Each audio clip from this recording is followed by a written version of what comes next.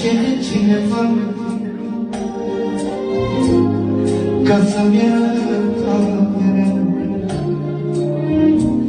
Nu le-aș arăta oamenii buni, măi, Doamne, așa arătau palei mei copii, mă.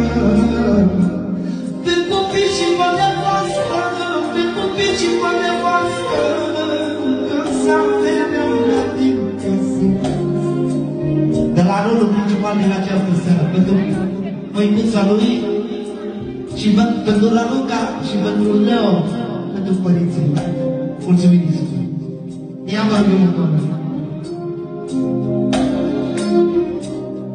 De mi-ar cere cineva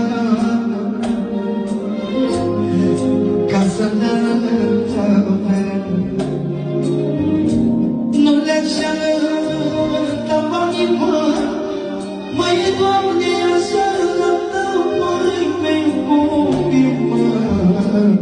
Pe copii și pe nevastă, pe copii și pe nevastă, că să-mi veneau la din casă.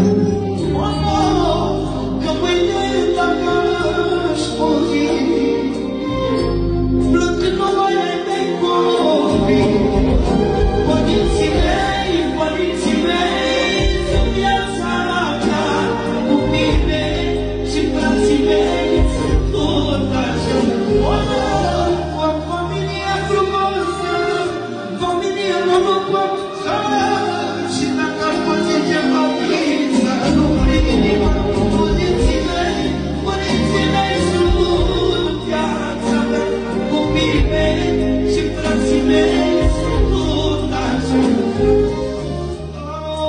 Familie frumoasă, familie norocoasă, și dacă ar face ceva bine, să nu plec inima.